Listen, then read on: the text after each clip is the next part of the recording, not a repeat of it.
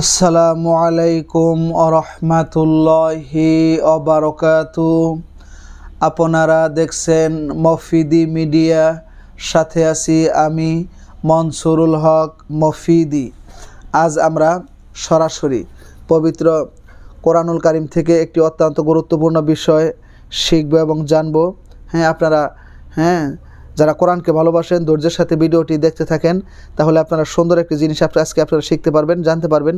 সেটি হচ্ছে আপনার এই 11টি আজকে আমি আপনাদেরকে এমন 11টি কারণ বলে দিব যে 11টি কারণে মানুষের যৌবন শক্তি কী হয়ে যায়, নষ্ট হয়ে যায়। ঠিক আছে, তো আমি যেহেতু যৌন বিষয়ের তদবির করে থেকে কোরআন হাদিস থেকে, ঠিক আছে, সেই জন্য অনেক দিনই ভাইয়েরা আমার কাছে ফোন করেন, কথা বলেন, যৌন চিকিৎসা নেন, কিন্তু যে সকল কারণে আপনাদের যৌন শক্তি নষ্ট হয়ে যায় সেই বিষয়গুলো আপনাদেরকে জানতে হবে। জানলে তাহলে আপনারা সেখান থেকে সুরক্ষিত থাকতে পারবেন। আরেকটি কথা মনে রাখবেন, এই যৌন রোগের অনেক চিকিৎসা এই মফিদি মিডিয়ার অনেক ভিডিওতে দেওয়া আছে। আপনি বিশ্বের যে কোনো প্রান্ত থেকে আমার সাথে যোগাযোগ করেও আপনি যে কোনো ধরনের যৌন চিকিৎসা নিতে পারেন কোরআন হাদিসের মাধ্যমে, একদম যেটা আপনার বেশি কার্য করবে। কোরআন থেকে আমি আপনাদেরকে দিয়ে দিব। ঠিক আছে, তো আজকে আমি আপনাদেরকে জানাবো যে 11টি কারণে পুরুষের যৌবন শক্তি কী হয়ে যায়, নষ্ট হয়ে যায়। এই 11টি কাজ থেকে আপনারা বেঁচে থাকার জন্য চেষ্টা করবেন, এবং সেটি যদি জানেন তাহলে আপনার বাঁচা সম্ভব, না জানলে হয়তো বাঁচতে পারবেন না। ঠিক আছে, তো আসুন কথা না বাড়িয়ে সেই 11টি কারণ আমরা খুব সহজেই জেনে নেই। ঠিক আছে, আরও অনেক কারণে যৌবন শক্তি নষ্ট হতে পারে, কিন্তু আজকে আমি 11টি আপনাদেরকে এখন মেন 11টি আপনাদেরকে আমি বলে দিব। ঠিক আছে, তো 1 নম্বর হচ্ছে আপনার ভর পেটে অর্থাৎ আহারের পর যৌন মিলন করলে। আপনি যদি কেবলমাত্র খাবার খাইছেন, আপনার পেট অনেক ভরপুর, এই অবস্থায় যদি আপনি স্ত্রী সহবাস করেন, যৌন মিলন করেন, তো সেই ক্ষেত্রে আপনার যৌন চাহিদা আস্তে আস্তে কী হয়ে যাবে, কমে যাবে। ঠিক আছে, আপনি খাবার গ্রহণ করার কমপক্ষে যদি আপনার 2-3 ঘন্টা পরে যদি মিলন করা যায়, একটু হাঁটাহাঁটি করলেন বা একটু লড়াচড়া করলেন, দৌড়াদৌড়ি করলেন, বা একটু খাবার একটু হজম হয়ে গেল, তারপরে আপনি মিলন করলেন, তাতে কোনো সমস্যা নেই। কিন্তু খাওয়ার সাথে সাথেই একটু পরে যদি আপনি মিলন করেন, যৌন চাহিদা আস্তে আস্তে শক্তি কমে যাবে। ঠিক আছে, 2 নম্বর হচ্ছে খোলা আকাশের নিচে যৌন মিলন করলে, যেখানে কোনো ছাদ নেই, কোনো আবরণ নেই, ঠিক আছে, এমন খোলা জায়গায় যদি কেউ যৌন মিলন করে, তার যৌন শক্তি আস্তে আস্তে হয়ে যাবে, নষ্ট হয়ে যাবে। আপনারা যখন যৌন মিলন করবেন, সেটা যত পর্দার ভিতরে করা যায়, যত আবরণের ভিতরে করা যায়, যত গোপন জায়গায় করা যায়, ছাদের নিচে, খোলা আকাশের ঘরের মধ্যে, সেটাই ভালো। খোলা আকাশের নিচে যৌন মিলন করলে যৌবন শক্তি আস্তে আস্তে হ্রাস পায়, কমে যায়। ঠিক আছে, 3 নম্বর হচ্ছে খাদ্যপানে মাতাল অবস্থায় মিলন করলে, অর্থাৎ কোনো নেশা জাতীয় খাবার যদি কেউ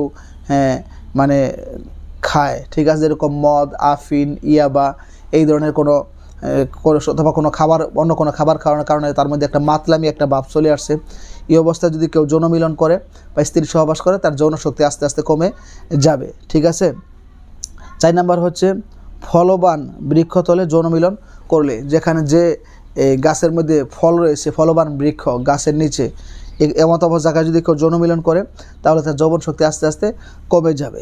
ঠিক আছে, 5 নম্বর হচ্ছে শোক ও অসুস্থ অবস্থায় যৌন মিলন করলে। আপনি অসুস্থ রয়েছেন কিংবা কোনো টেনশনের মধ্যে রয়েছেন, আপনি কোনো শোক পালন করতেছেন, এমত অবস্থায় যদি আপনি যৌন মিলন করেন, তাহলে আপনার যৌন শক্তি আস্তে আস্তে কমে যাবে। ঠিক আছে, 6 নম্বর হচ্ছে হস্তমৈথুন বা পুরুষে শুক্রপাত ঘটালে। ঠিক আছে, যদি আপনি হস্তমৈথুন করেন, ঠিক আছে, কিংবা যদি কোনো পুরুষে যদি সঙ্গম করে মিলন করে, তাহলে যৌবন শক্তি আস্তে আস্তে নষ্ট হয়ে যাবে। ঠিক আছে, 7 নম্বর হচ্ছে স্বপ্ন দোষে শুক্রপাত হলে, যদি খুব বেশি পরিমাণ যদি স্বপ্ন দোষ হয়, ঠিক আছে, আস্তে আস্তে যৌবন শক্তি হ্রাস পাবে, কমে যাবে। ঠিক আছে, স্বপ্ন দোষ যাতে না হয় সেই জন্য মফিদি মিডিয়া কি দেওয়া আছে, অনেক ভিডিও দেওয়া আছে, দেখে নিলে আপনি আমল করতে পারবেন। ঠিক আছে, আর 8 নম্বর হচ্ছে গুপ্তস্থানের লোম 40 দিনের মধ্যে না কাটলে, অর্থাৎ নাভির নিচের গুপ্তস্থানের লোম 40 দিনের মধ্যে পরিষ্কার না করলে। ঠিক আছে, 9 নম্বর হচ্ছে যৌন মিলনের পর গুপ্তস্থান ধৌত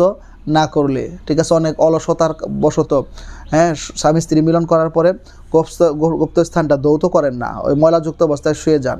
ঠিক আছে, তখন যৌবন শক্তি আস্তে আস্তে নষ্ট হয়ে যাবে। সেটাকে আপনাকে অলসতা ভেঙে পানি দ্বারা ধুয়ে পরিষ্কার করে তারপরে আপনি রাখবেন। ঠিক আছে, আপনি ঘুমিয়ে যাবেন বা যেটাই করেন, তো আপনার যৌবন শক্তি ঠিক থাকবে। ঠিক আছে, এই আপনার 10 নম্বর হচ্ছে মলমূত্র চেপে রেখে যৌন মিলন করলে, অর্থাৎ তার মানে আপনার যদি কোনো পেশাবের ব্যাগ থাকে বা পায়খানার ব্যাগ থাকে, সেটা পেশাব পায়খানা করে ক্লিয়ার হয়ে তারপরে যৌন মিলনে আপনারা আসবেন, স্বামী স্ত্রী মিলন করবেন, ঠিক আছে। এগুলোর চাপ রেখে যদি আপনি যৌন মিলন করেন, আস্তে আস্তে আপনার যৌবন শক্তি কিন্তু নষ্ট হয়ে যাবে, এটা মনে রাখতে হবে, ঠিক আছে। যৌন শক্তি আপনার কমে যাবে। আপনার সর্বশেষ যে বিষয়টা আমি আপনাদেরকে বলবো সেটি হচ্ছে যখন তখন যৌন মিলন করা, ঠিক আছে। অতিরিক্ত যৌন মিলন করা, অর্থাৎ যৌন মিলনের কিছু আপনার নিষিদ্ধ কিছু সময় রয়েছে, সেই সময়গুলো সম্পর্কে আপনার জানতে হবে এবং খুব অতিরিক্ত মাত্রায় যৌন মিলন না করা। যৌন মিলনের একটা স্বাভাবিক একটা সিস্টেম রয়েছে, ঠিক আছে, যে আপনার শারীরিক ভারসাম্য অনুযায়ী, ঠিক আছে। আপনার অতিরিক্ত মাত্রায় যৌন মিলন করলে আপনার আস্তে আস্তে যৌবন শক্তি কিন্তু নষ্ট হয়ে যাবে। তো এই যে টিপসগুলো বললাম, এই যে বিষয়গুলো বললাম, এগুলো কিন্তু কোরআন হাদিস সম্মত, ঠিক আছে। আপনি এই জিনিসগুলো যদি ফলো করে যদি চলতে পারেন, ইনশাল্লাহ আপনার যৌবন আপনি অনেক দিন পর্যন্ত ধরে রাখতে পারবেন, আপনি সুস্থ অবস্থায় জীবনযাপন করতে পারবেন, ঠিক আছে।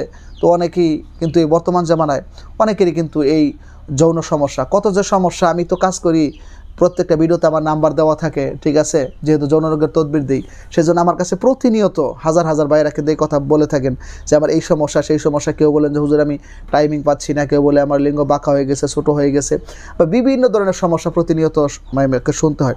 তো সেই জন্য আজকে যে বিষয়গুলি আপনাদেরকে বললাম, এই বিষয়গুলি আপনারা ফলো করে চলবেন, আশা করি ইনশাল্লাহ আপনারা সুস্থতার সাথে দীর্ঘদিন যৌবন ধরে রাখতে পারবেন ইনশাআল্লাহ। তো যদি এই ভিডিওটি আপনাদের কাছে সামান্য একটু ভালো লেগে থাকে, তাহলে অবশ্যই ভিডিওটিতে একটি লাইক দিয়ে দিবেন, পারলে অন্যান্য সোশ্যাল মিডিয়াতে শেয়ার করে দিবেন, এবং বিশ্বের যে কোনো প্রান্ত থেকে যে কোনো বিষয়ের তদবির সরাসরি কোরআন থেকে নিতে, যে কোনো বিষয়ের কাজ করাতে, যে কোনো বিষয়ে শিখতে, জানতে, বুঝতে, এই মফিদি মিডিয়ার প্রত্যেকটা ভিডিওতে সরাসরি আমার ফোন নাম্বার দেওয়া আছে, এর সাথে ইমো হোয়াটসঅ্যাপ দুইটাই যুক্ত করা আছে। চাইলে আপনি যোগাযোগ করে মনের কথাটা আমাকে জানাতে পারেন ইনশাআল্লাহ, ভাই হিসাবে এবং বন্ধু হিসাবে, এবং যে কোনো সমস্যায় যে কোনো প্রয়োজনে আপনারা আমাকে আপনাদের পাশে অবশ্যই পেয়ে যাবেন। সেই প্রত্যাশায় আজকের মতো এখানে বিদায় নিচ্ছি। আসসালামু আলাইকুম ওয়া রাহমাতুল্লাহি ওয়া বারাকাতুহু।